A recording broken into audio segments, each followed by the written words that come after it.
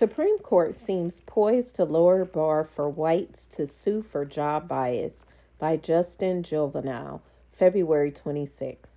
The Supreme Court appeared to support the idea of making it easier for men, whites, and straight people to sue for job discrimination based on oral arguments Wednesday in the case of an Ohio woman who claimed she faced anti-straight bias in the workplace. The High Court's conservative supermajority and at least some of the liberal justices seem receptive to arguments by Marlene Ames, who is challenging rulings by many of the nation's courts that require members of majority groups to meet a higher standard to prove job discrimination than groups that have traditionally faced bias. The justices appear ready to strike down the test. Both conservative and liberal justices peppered the Ohio Solicitor General over his defense of the standard, forcing him to affirm that minorities and members of majority groups should be treated equally.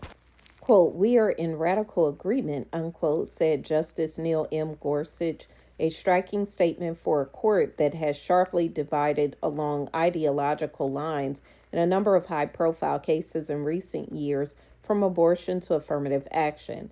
Ames, a straight white woman, filed a job discrimination lawsuit in 2020 after she was removed from her job as administrator at the Ohio government agency overseeing juvenile corrections. Her position was given to a younger gay man. Ames says she was also unfairly passed over for another management role, which went to a woman whom Ames considered to be less qualified. Ames said the woman, who is a lesbian, had not initially expressed interest in the job. Nearly half of the nation's appeals courts require plaintiffs to prove a discrimination claim through direct evidence or by mounting a circumstantial case, since evidence of bias can be hard to obtain. Those courts require members of majority groups mounting a circumstantial case to meet an extra burden of proof not required of minorities.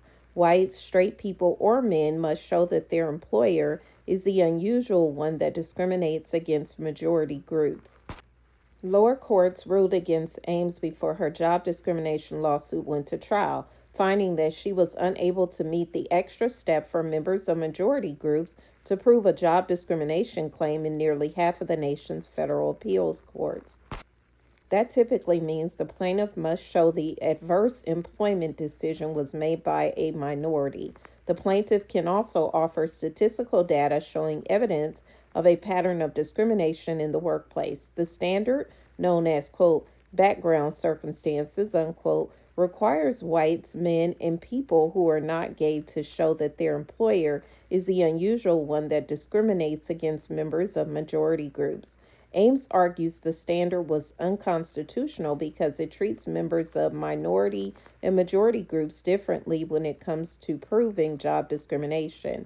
The NAACP Legal Defense and Education Fund argued in a friend of the court brief in the case that different standards for majority and minority groups were appropriate because of the nature of inequality in America.